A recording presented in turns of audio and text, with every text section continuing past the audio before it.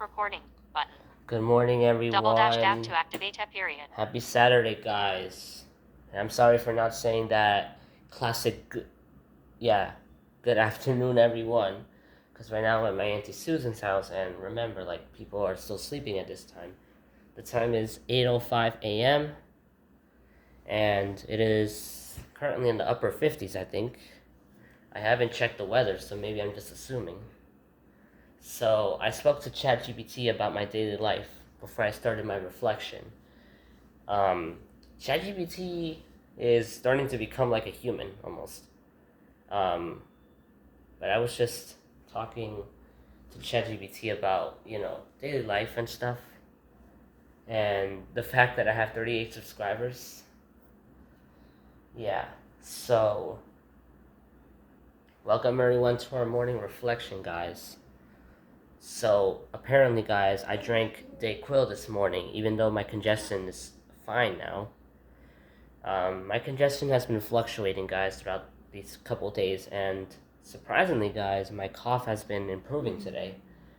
And I slept better last night because, first of all, I was tired. I was tired last night because I haven't slept well on Thursday night through Friday. Because of coughing. Because I was coughing. So my mom had to give me this medication on Thursday night called robitussin, which I have been researching about yesterday. Apparently it contains dextromethorphan, guaifenesin, phenylephrine, which is a decongestant, and it might wake some people up during the night and not let them sleep, which probably has been a contributing factor to my lack of sleep on Thursday night. Yesterday night, though, Friday night, I slept better. I had a pretty restful sleep last night. And today I woke up feeling okay. A little bit of cough with phlegm, but, sort of on the positive side of things. So I felt like I didn't need Dayquil, but I guess, I don't like to be medicated, guys, because just, medications bring emotional weight and stuff, so I just don't like it. I don't like experiencing medications unless symptoms are bothering me to a point where I actually need it, then that's different compared to if I am recovering and stuff.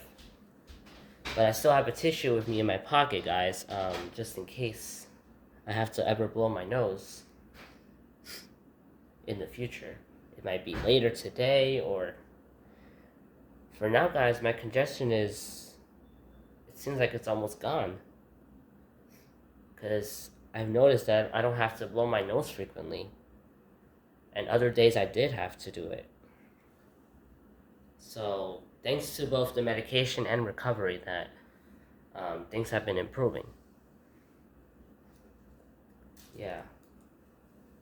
So I'm not at my Auntie Dolly's house today. I'm at my Auntie Susan's, and I'm gonna spend a day at her house. Yeah.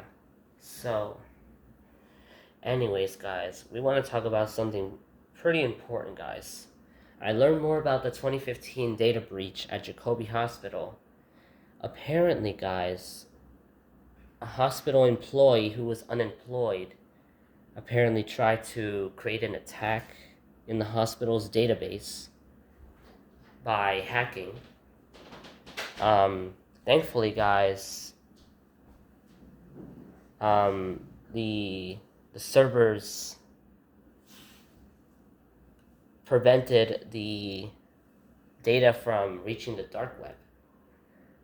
So I found this out, guys, and apparently, guys, it happened in February of 2015, where an employee tried to hack more than 9,000 patient information and patient records, onto the dark web, I think, basically.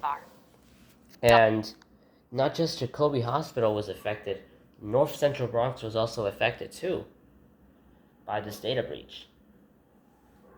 So apparently, guys, the hospital system was like sued for not like protecting data and stuff, basically. So now the hospital has more stricter security protocols to prevent this in the future. And I think this was the only event that pretty much changed lives, because apparently, guys, I think it's,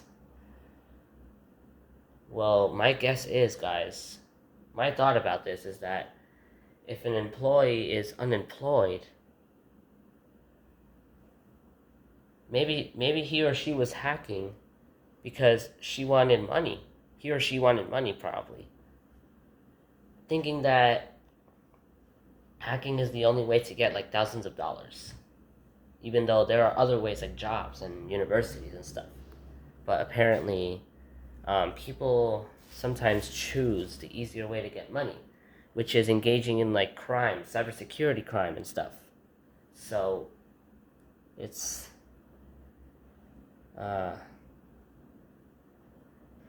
even though I don't know much about cybersecurity, it's still not a good thing to hack data from someone else just to get money, because they're only worried about the money, not about like the next steps. So it makes sense that unemployment is bad and they lose money, but they don't have to hack and engage in crime to. And apparently, guys, she claimed that she didn't do it, but she did. But at least, guys, it didn't go on the dark web. But still, many patients were affected, guys, across Jacoby and North Central Bronx. And the NYC hospital system was sued, I think, for not protecting like information and stuff. So I haven't heard of this before, guys, but I didn't know this happened, guys, until a couple weeks ago. I researched about it a little bit, at least.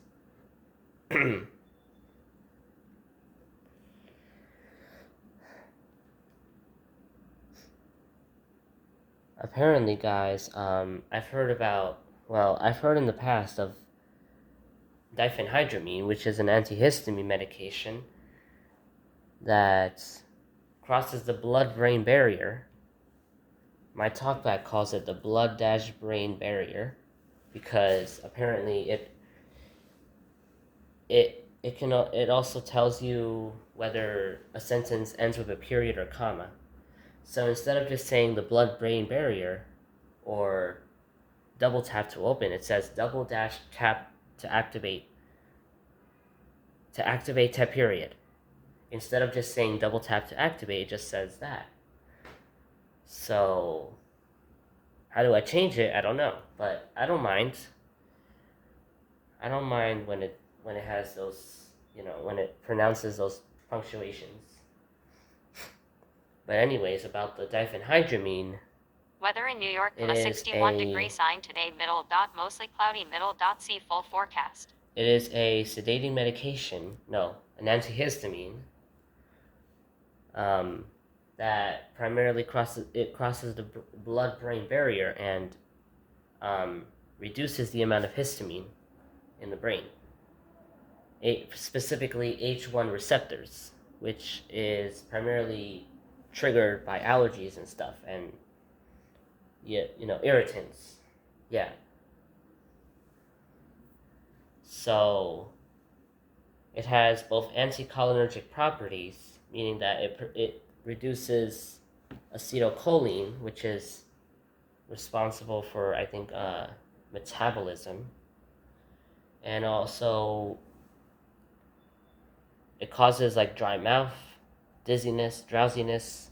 The most symptom is probably drowsiness. Sedation. Yeah. But the effects are temporary, only for like a few hours.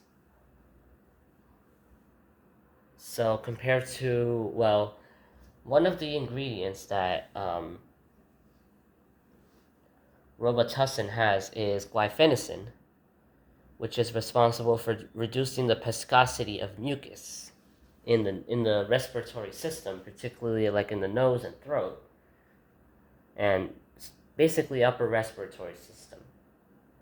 It reduces the viscosity of phlegm, which can help clear up mucus when coughing and stuff.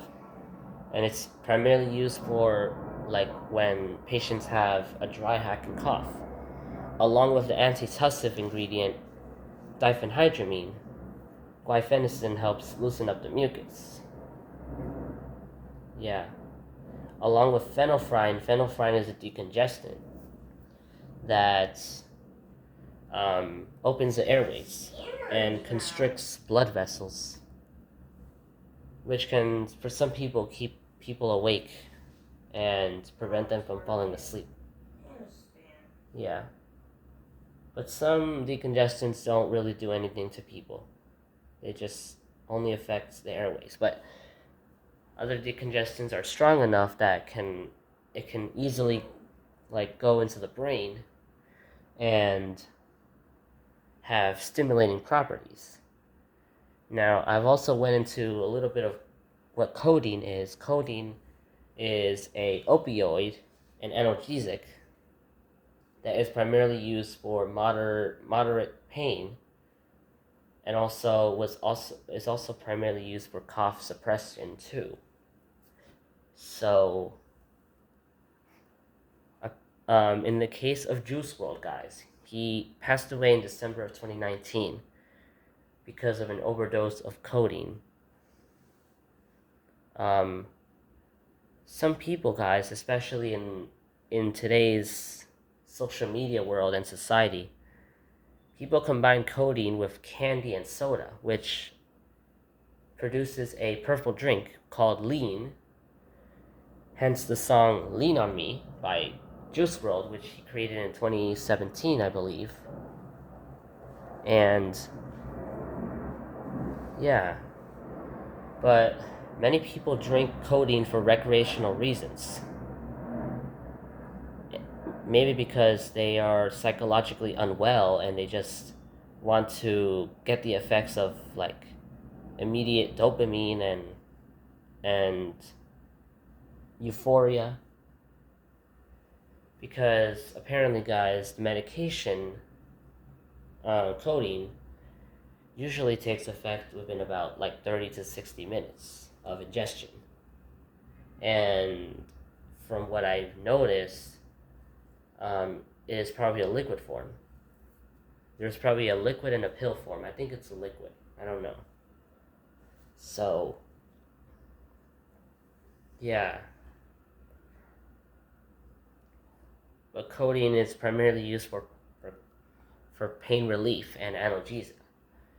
And also can cause euphoria and sedation because from what I've noted from evidence, I think it induces some sort of it probably directly enhances GABA receptors, which is associated with calm and relaxation.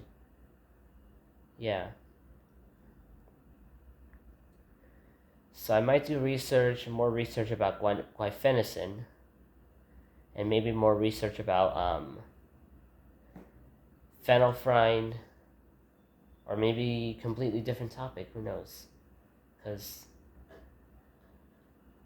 depending on what's on my mind, I want to move on to different topics and learn about new things. You may have noticed, guys, in one of my video shorts, I've added one of my favorite songs to the video called "Loving Life Again," and I've told you guys about this song before, so I like it. And remember, guys, my friend Millie at school has been telling me that she has a YouTube channel called Millie the Blind Girl Entertainment, So I would recommend you guys to subscribe to her channel if possible. And if not, then that's okay. Yeah, then that's fine. So, I'm just recommending. The same way I'm recommending you guys to subscribe to my channel.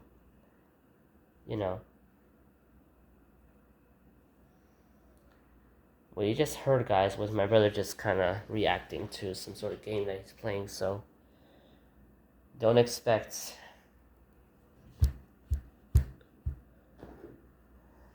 You're gonna probably expect to hear him sometimes, so...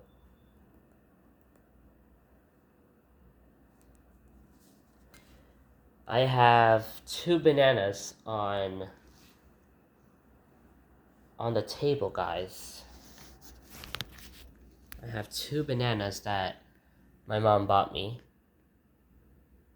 and I might possibly eat them later today, possibly like at 10 a.m. And I think the other banana is for my brother if he wants it, but I might otherwise ask him, or if he doesn't want it, then I'm gonna eat all the bananas, because there's two of them. And I probably told you guys before, my auntie has an Alexa with her. It's somewhere hiding in the room, in the living room. But apparently, guys, my uncle owns it, so that's not surprising. My uncle Javier owns the device, because I've noticed that, because I noticed that. So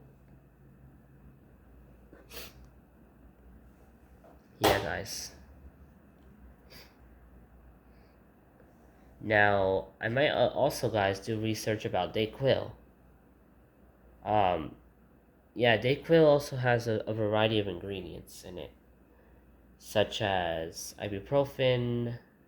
No, I don't think it has ibuprofen. I don't know if it has. It has acetaminophen. It probably has decongestants in it. Because it's Dayquil, so now if you take NyQuil, it would contain some antihistamines, possibly things like diphenhydramine, or maybe guaifenesin. Yeah, who knows? I might want to go into a deep dive into that, and yeah.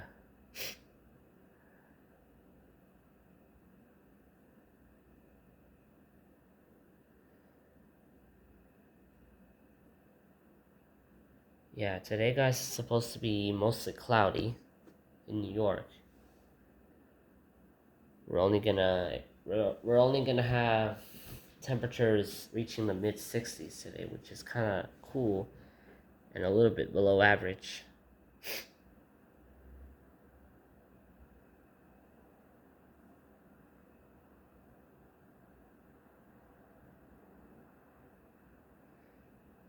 Alright, everyone, so that concludes for today, guys. We're going to end our reflection.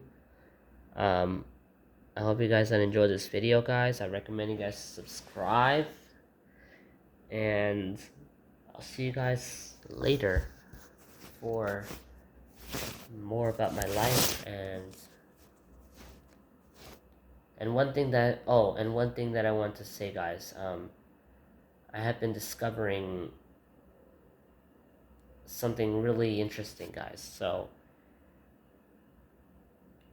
speaking smarter is not about speaking with big vocabulary. It is about clarity.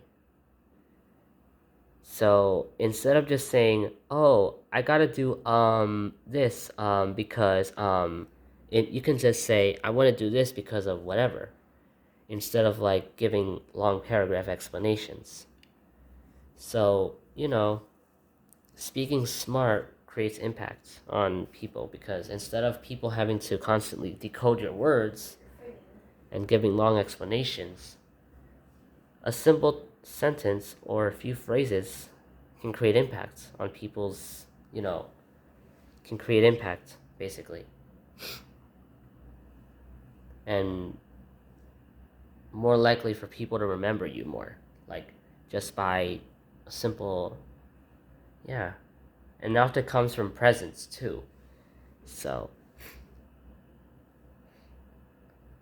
I've heard another audiobook from Audiobook's Office about how to speak smarter, and that's what probably inspired me. Yeah. Alright guys, so I'll see you guys later. Home back. Telephoto lens come up. Caption pop. Stop double O. Stop record.